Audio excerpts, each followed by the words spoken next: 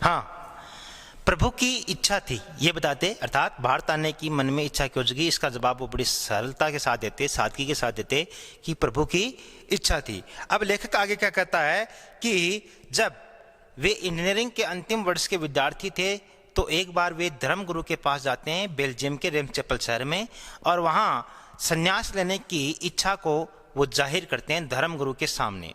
तो धर्मगुरु के सामने उन्होंने एक शर्त रखी। अब प्रश्न ये भी बन सकता है कि शर्त क्यों रखी, संन्यास लेना उन्हें था तो आपका उत्तर ये होगा कि रेम्सचेपल में कोई भी व्यक्ति या बेल्जियम में कोई भी व्यक्ति संन्यास लेता है तो वो व्यक्ति शर्त रख सकता है और उस शर्त को मानना आवश्यक होता है। तो शर्त क्या रखी होगी, यह है बात कि मैं भारत जाना चाहता हूं। किसने शर्त रखी? फादर कामिल बुल्के ने। क्या शर्त रखी? कि मैं भारत जाना चाहता हूं।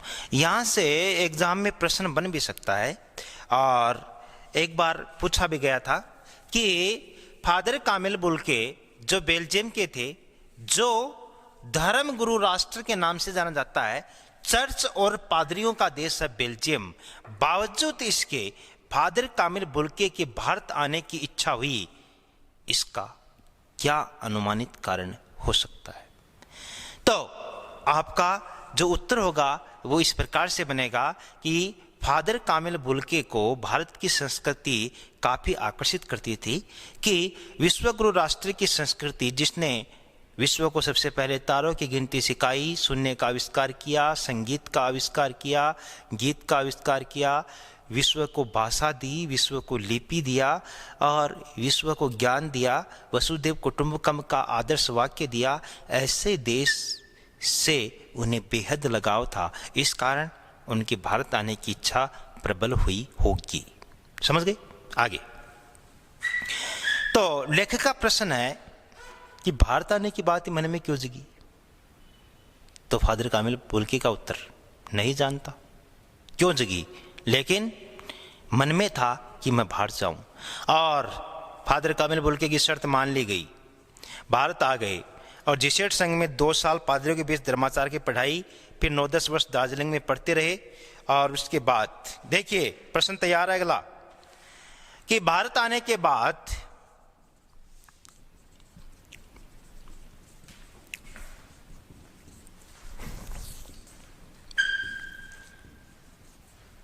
फादर कामिल बुल्के ने कौन कौन से कार्य किए? देखिए, भारत आए, जेसुइट संघ में ईसाई थे तो जेसुइट संघ में कुछ समय के लिए पढ़ाई की, फिर 9-10 वर्ष दार्जिलिंग में पढ़े। उसके बाद क्या किया? क्रमशः कोलकाता, जिसका वर्तमान नाम है और उस समय नाम था कलकत्ता, से क्या किया? बीए किया, अर्थात बैचलर ऑफ आर्ट्स। इलाहाबाद से एमए किया, मास्टर ऑफ आर्ट्स। उसके बाद उन दिनों डॉक्टर धीरेन्द्र वर्मा हिंदी विभाग के अध्यक्ष थे, तो उनके नेतृत्व में धीरेन्द्र वर्मा के मार्गदर्शन में क्या लिखा? 1950 में एक ग्रंथ लिखा जिसका नाम है, बोर्ड पर लिख रहा हूं, राम कथा उत्पत्ति और विकास। ये ग्रंथ, ये कह सकते हैं कि ये ग्रंथ नहीं है, ये क्या है? फादर कामिल बुल्के का शोध ग्रंथ है, अर्थात पीएचडी करने के दौरान ये ग्रंथ लिखा, राम कथा उत्पत्ति और विकास। और इसी ग्रंथ के आधार पर सर्वेश्वर दयाल सक्सेना कहते हैं कि जब तक इस देश में राम का नाम रहेगा, और राम का नाम इस देश में सदैव से रहता आया है और रहेगा, जब तक इस देश में राम का नाम रहेगा तब तक फादर कामिल बुल्के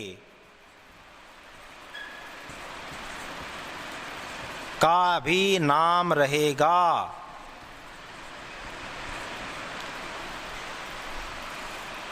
किस ग्रंथ के आधार पर? इस ग्रंथ के आधार पर। किसको लगता है? सर्वेश्वर दयाल सक्सेना को। क्या लगता है? कि जब तक इस देश में राम का नाम रहेगा तब तक फादर कामिल बुल्के का नाम सदैव स्मृतियों में रखा जाएगा। उसके बाद क्या किया? प्रश्न जारी है भारत आने के बाद। उसके बाद मातृलिंक ब्रिटिश राइटर है और उनका एक नाटक है जिसका नाम क्या है? Blue bread. इस नाटक का हिंदी अनुवाद किया उन्होंने नील पंछी के नाम से। ब्लू यानी नीला, बर्ड यानी पंछी। याद रखने में सुविधा हो जाएगी कि मातृलिंक के प्रसिद्ध नाटक ब्लू बर्ड का उन्होंने नील पंछी के नाम से अनुवाद किया। और क्या किया? सेंट जेवियर्स कॉलेज रांची में हिंदी और संस्कृत विभागाध्यक्ष भी रहे फादर कामिल बुल्के, जिनकी हिंदी कभी रही नहीं बेल्जियम में। यहाँ आकर हिंदी सीखी, संस्कृत सीखी, न केवल हिंदी सीखी, संस्कृत सीखी, बल्कि हिंदी विभागाध्यक्ष बने, संस्कृत विभागाध्यक्ष बने सेंट जेवियर्स कॉलेज रांची में। और हम अंग्रेजी के पीछे दौड़ रहे हैं और अंग्रेज हिंदी के पीछे दौड़ रहे हैं। अब तय आपको करना है श्रेष्ठ कौन है, क्योंकि मैं तो कहूँगा तो ये मानेंगे कि पक्षपात कर रहे हैं, स्वयं हिंदी के टीचर हैं तो हिंदी की बढ़ाई कर रहे हैं। लेकिन विश्व की सर्वाधिक बोले जाने वाली भाषाओं में नंबर 2 पर आती है हिंदी। अंग्रेजी मात्र 13-14 देशों की भाषा है जहाँ इसे राजभाषा के रूप में दर्जा प्राप्त है, और हिंदी विश्व में सबसे अधिक बोले जाने वाली दूसरे नंबर की भाषा है, एक वैज्ञानिक भाषा है, जिसको सीखने के लिए फादर कामिल बुल्के भारत आए हैं। न केवल सीखने के लिए, जैसे जैसे आगे बढ़ोगे आपको और भी आश्चर्य होगा क्या करने के लिए आए हैं। हिंदी विभागाध्यक्ष बने, संस्कृत विभागाध्यक्ष बने सेंट जेवियर्स कॉलेज रांची में। एक बार पुनः बता रहा हूँ, फादर कामिल बुल्के भारत आने के बाद जिसेट संघ में कुछ समय के लिए पढ़ाई की, 9-10 वर्ष दार्जिलिंग में पढ़े, कलकत्ता से बीए किया, इलाहाबाद से एमए किया, फिर धीरेन्द्र वर्मा के संपादकत्व में उन्होंने एक शोध ग्रंथ लिखा जिसका नाम है राम कथा उत्पत्ति और विकास। फिर मातृलिंक के प्रसिद्ध नाटक ब्लू बर्ड का हिंदी अनुवाद किया नीलपंछी के नाम से। फिर बाइबिल का हिंदी अनुवाद किया और हिंदी विभागाध्यक्ष बने, संस्कृत विभागाध्यक्ष बने, और एक हिंदी शब्दकोश तैयार किया, हिंदी की डिक्शनरी तैयार की फादर कामिल बुल्के ने। और वहीं बीमार पड़े, कहाँ पर? Saint Xavier's College Ranchi. बीमार पड़े, फिर पटना आए, दिल्ली आए और चले गए। क्या? 47 वर्ष देश में रहकर।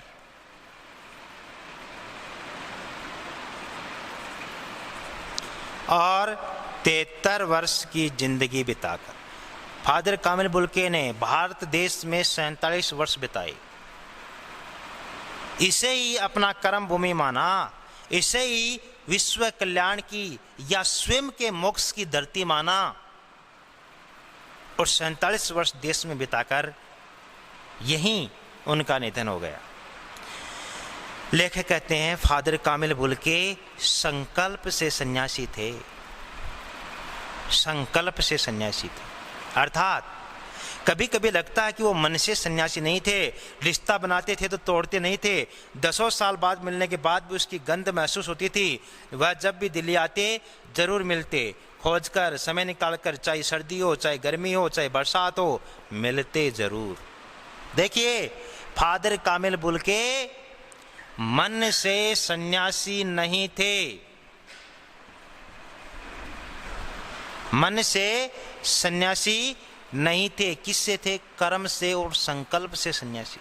अर्थात फॉर एग्जाम्पल, मैं फादर कामिल बुल्के से कभी मिला और उसके 10 साल बाद मिल रहा हूं, तो मुझे यही कहते कि हाँ आपका नाम ये है और आपसे मैं राजस्थान के स्कूल में मिला था, हमने ये बातचीत की थी। एक बार जब वो रिश्ता बना लेते थे तो तोड़ते नहीं थे और उस रिश्ते की गंध हमेशा महसूस होती थी।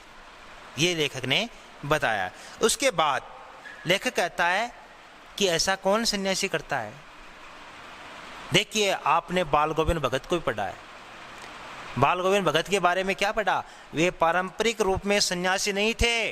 ये भी वही व्यक्ति है कि गिरवे वस्त्र धारण कर लिए, कमंडल ले लिया, ईश्वर का भजन कर लिया, रिश्ते नाते तोड़ दिए, वैराग्य धारण कर लिया, संसार से कोई मतलब नहीं है, ऐसे सन्यासी नहीं थे। एक बार रिश्ता बना लिया तो बना लिया, वो तोड़ते नहीं थे। और अगर किसी से मिलना है तो चाहे बरसात हो, सर्दी हो, गर्मी हो, कुछ भी हो, कितने भी संकट आए, कितने भी मुसीबत आए, मिलना है तो मिलना है। ऐसा कौन सन्यासी करता है? उसके बाद लेखक क्या कहते हैं कि उनकी चिंता हिंदी को राष्ट्रभाषा के रूप में देखने की थी। हर मंच से इसकी तकलीफ बयान करते, इसके लिए अकाट्य तर्क देते। बस इसी एक सवाल पर उन्हें झुंझुलाते देखा है। मैं क्या कह रहा था? विदेशी व्यक्ति भारत आते हैं, हिंदी सीखते हैं, संस्कृत सीखते हैं, विभागाध्यक्ष बनते हैं, राम कथा उत्पत्ति और विकास ग्रंथ लिखते हैं, और इस देश की राष्ट्रभाषा हिंदी क्यों नहीं है पर बहस करते हैं, झुंझलाते हैं। इसी एक बात पर उन्हें कभी क्रोध प्रकट करते हुए देखा है और किसी बात पर नहीं। और हो भी क्यों न हो, हिंदी एक साइंटिफिक लैंग्वेज है, वैज्ञानिक भाषा है, और इसके बहुत से तर्क आपको मैं ऑफलाइन क्लास में भी देता रहता हूँ। और अब यहाँ ज़्यादा देने की ज़रूरत नहीं है, क्योंकि ऑनलाइन क्लासेज में समय की कीमत होती है। आप जब देख रहे हैं तो भी समय की कीमत है, और मैं पढ़ा रहा हूँ तो भी समय की कीमत है। इसके लिए यही कह सकता हूँ कि अकाट्य तर्क देते, ऐसे तर्क देते कि जिनका उत्तर किसी के पास भी नहीं होता था। आगे, और हिंदी वालों द्वारा ही हिंदी की उपेक्षा किए जाने पर उन्हें बहुत दुख होता था। हम हिंद के लोग हैं, हम हिंदी हैं, और हमारे द्वारा ही हिंदी की उपेक्षा हो, तिरस्कार हो, अपमान हो, इससे बड़ा दुख और हो भी क्या सकता है। घर परिवार के बारे में, निजी दुख तकलीफ के बारे में पूछना उनका स्वभाव था, और बड़े से बड़े दुख में उनके मुख से सांत्वना के जादू भरे दो शब्द सुनना एक ऐसी रोशनी से बढ़ता था जो किसी गहरी तपस्या से जन्मती है। हर मौत दिखाती है जीवन को नई राह है। मुझे अपनी पत्नी और पुत्र की मृत्यु याद आ रही है, और फादर के शब्दों से झरती विरल शांति भी। लेखक ने एक लाइन इन्वर्टेड कोमा में लिखी है, सिंगल इन्वर्टेड कोमा में क्या लिखा है? हर मौत दिखाती है जीवन को नई राह है। प्रस्तुत पंक्ति के माध्यम से लेखक क्या कहना चाहता है? प्रस्तुत पंक्ति के माध्यम से लेखक कहना चाहता है कि सर्वेश्वर दयाल सक्सेना की पत्नी और पुत्र का देहांत हो गया था। ऐसे में लेखक पूर्ण रूप से टूट चुका था, थक चुका था, जिंदगी से हार चुका था, उसे जीवन से कोई मोह नहीं बचा था। ऐसे में फादर कामिल बुल्के ने सर्वेश्वर दयाल सक्सेना का जीवन जीने का नया मार्ग दिखाया, उन्हें जीवन को गले लगाने का तरीका बताया। इसलिए उनकी मौत ने, किसकी मौत ने? पत्नी और पुत्र की मौत ने मुझे जीवन की नई राह दिखाई। आज फादर कामिल बुल्के मेरे बीच नहीं है, मेरा मार्गदर्शन करने वाला कोई नहीं है। ये मौत भी हो सकता है मुझे जीवन की नई राह दिखा दे। आज वह नहीं है। कौन? फादर कामिल बुल्के। दिल्ली में बीमार रहे, पता नहीं चला। बाहें खोलकर इस बार उन्होंने गले नहीं लगाया। जब देखा तब वे बाहें दोनों हाथों की सूजी उंगलियों को उलझाए ताबूत में जिस्म पर पड़ी थी। जो शांति बरसती थी वह चेहरे पर स्थिर थी, तरलता जम चुकी थी। और वह दिन था 18 अगस्त 1982 का, जैसा कि मैं पहले वर्णन कर चुका हूँ। सुबह 10 बजे का समय था। दिल्ली में कश्मीरी गेट के निकलसन कब्रगाह में उनका ताबूत एक छोटी सी नीली गाड़ी में से उतारा गया। कुछ पादरी थे, रघुवंश जी का बेटा था, उनके परिजन थे। राजेश्वर सिंह उसे उतार रहे थे। फिर उसे उठाकर एक लंबी संकरी उदास पेड़ों की घनी छां वाली सड़क से कब्रगाह के आखिरी छोर तक ले जाया गया, जहां धरती की गोद में सुलाने के लिए कब्र अवाक अर्थात मुंह खोले थी। ऊपर करील की घनी छां थी, चारों ओर कब्रें और तेज धूप के वृत्त। देखिए उनके अंतिम संस्कार के समय का ये दृश्य है। लेखक क्या कहता है कि दिल्ली में बीमार रहे, मुझे पता नहीं चला। इस बार जब वो आए तो मुझे बाहें खोलकर गले नहीं लगाया, बल्कि एक ताबूत में उनके जिस्म पर दोनों बाहें टिकी थी। और रघुवंश जी का बेटा राजेश्वर सिंह जी उनसे उतार रहे हैं और करील के घने छां के अर्थात कांटेदार पेड़ों की छाया के नीचे हम सब सिमट आए थे। और अंतिम संस्कार में कौन कौन मौजूद है? जैनेन्द्र सिंह, जैनेन्द्र कुमार बहुत बड़े कहानीकार हैं जिनका जन्म 1905 में हुआ था और पाजेब जिनकी प्रसिद्ध कहानी रही है। इसके अलावा नीलम देश की राजकन्या उनका उपन्यास रहा है, त्यागपत्र उपन्यास है, सुनीता उपन्यास है जैनेन्द्र का, बहुत बड़े साहित्यकार रहे हैं। अलावा इसके विजेंद्र स्नातक ख्यातनाम साहित्यकार, अजित कुमार, डॉक्टर निर्मला जैन और मसीह समुदाय के बहुत से लोग।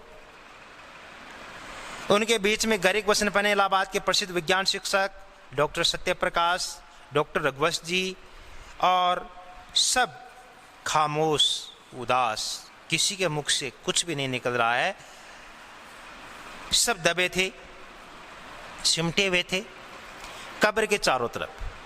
फादर की देह पहले कब्र के ऊपर लेटाई गई। मसीही विधि से अंतिम संस्कार शुरू हुआ। मसीही विधि का मतलब है ईसाई धर्म में जिस प्रकार अंतिम संस्कार होता है वैसे। रांची के फादर पास्कल तोयना द्वारा अंतिम संस्कार करवाया गया और सेंट जेवियर्स कॉलेज रांची के जो प्राध्यापक थे फादर पास्कल, उनके द्वारा श्रद्धांजलि अर्पित की गई। फादर कामिल बुल्के धरती में जा रहे हैं, इस धरती से ऐसे रत्न और पैदा हो। ये किसकी श्रद्धांजलि है?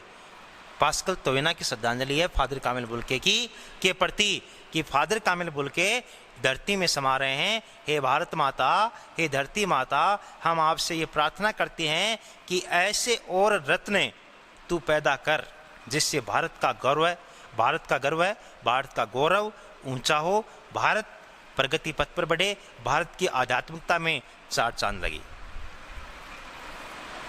डॉक्टर सत्यप्रकाश ने भी अपने श्रद्धांजलि में उनके अनुकरणीय जीवन को नमन किया, वंदन किया और उसके बाद देह कब्र में उतार दी गई। मैं नहीं जानता, जब ये भारत आए थे तब लेखक कह रहा है कि मैं नहीं जानता कि सन्यासी ने कभी सोचा था कि उसकी मृत्यु पर कोई रोएगा। विदेशी व्यक्ति, यहाँ कोई रिश्तेदार नहीं और कोई परिवार का सदस्य नहीं, एक सन्यासी की तरह जीवन व्यतीत कर रहे हैं। मैंने जिंदगी में कभी सोचा नहीं कि जब इस व्यक्ति की मृत्यु होगी तो कोई इस व्यक्ति की मृत्यु पर रोएगा, मगर उस क्षण रोने वालों की कमी नहीं थी। ब्रैकेट में लिखता है, नम आंखों को गिनना स्याही फैलाने के समान था। अर्थात पंक्ति का अर्थ है कि उस अंतिम संस्कार के समय कौन कौन रो रहा था, किन किन की आंखें नम थी, कौन कौन उदास थे, उन सब का नाम लिखना स्याही को खराब करने के बराबर है। नम आंखों को गिनना स्याही फैलाने के समान है। जैसे मैं इस वर्ड पर लिख रहा हूं तो ये स्याही फैल गई, एक डिब्बी में बंद थी ये स्याही और इसके अंदर आई, अब इस बोर्ड पर कुछ लिखा हुआ है, उससे क्या है, ये स्याही फैल रही है। तो कहने का मतलब स्याही खराब करने के बराबर है। कौन कौन रो रहे थे? अर्थात उनसे जो भी व्यक्ति एक बार भी मिला होगा वह व्यक्ति भी रो रहा था उनकी अंतिम संस्कार में, उनकी मृत्यु पर। इस तरह हमारे बीच से वह चला गया जो हम में से सबसे अधिक छायादार, नंबर 1 छायादार का मतलब जिसमें करुणा, सादगी, विनम्रता, दया, मानवता, आदर्श, यथार्थ सब कुछ था, छायादार था सब। और सबसे अधिक फल फूल, सबसे अधिक गंध भरा, सबसे अलग होकर, सबका होकर, मानवीय करुणा की दिव्य चमक पर लहलाता जो खड़ा था वो आज हमारे बीच नहीं। यही संस्मरण है, यादों पर लिखा गया है और यही लेखक की श्रद्धांजलि है। लेखक ने प्रस्तुत संस्मरण फादर कामिल बुल्के के प्रति श्रद्धांजलि देते हुए लिखा है, जिसकी स्मृति हम सबके मन में जो उनके निकट थे किसी यज्ञ की आग की पवित्र ज्योति की भांति आजीवन बनी रहेगी, सदैव के लिए बनी रहेगी। मैं उस पवित्र ज्योति की याद में श्रद्धा झुकावा।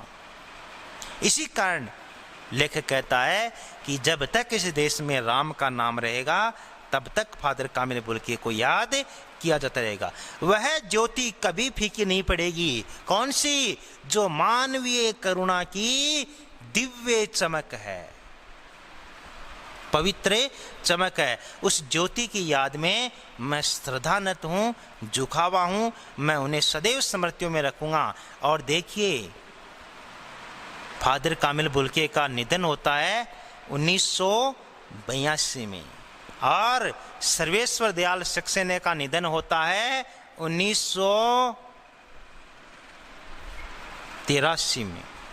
उसके 1 साल बाद ये प्रेम था, अर्थात उनके बिना वो भी जी नहीं पाए। और ऐसे बहुत से व्यक्तित्व हैं जो हमें जीवन जीने की कला सिखाते हैं। जिस व्यक्ति की पुत्र की मृत्यु हो जाती है, पत्नी की मृत्यु हो जाती है, परिवार में कुछ भी नहीं बचता है, फिर भी उस व्यक्ति को जीवन जीना सिखाता है ऐसा व्यक्ति जो मानवीय करुणा की दिव्य चमक था। इस कारण लेखक श्रद्धानत है। तो इस प्रकार हमने फादर कामिल बुल्के को पढ़ा मानवीय करुणा की दिव्य चमक संस्मरण के माध्यम से, जिसे लिखा है सर्वेश्वर दयाल सक्सेना ने, जिनका जन्म हुआ 1927 से 1983, जिनका जीवन काल है काठ की घंटियां, कुआनो नदी, जंगल का दर्द, खूंटियों पटंगे लोग आदि उनकी रचनाएं हैं। खूंटियों पटंगे लोग रचना को साहित्य अकादमी पुरस्कार मिला। यह पाठ एक संस्मरण है और अच्छी तरीके से मैंने आपको एक्सप्लेन कर दिया है, समझा दिया है। कोई भी आपका डाउट हो इसको लोग ऐप पर आप डाल सकते हैं। पढ़ते रहें, मस्त रहें, और जितने अधिक मस्त रहेंगे, जितने अधिक पढ़ाई करेंगे, जितने अधिक एकाग्रचित रहेंगे, उतना ही आपको ये जो दौर है वो परेशान कम करेगा और सदैव प्रगति पथ पर बढ़ने को अग्रसर करेगा। बहुत बहुत धन्यवाद।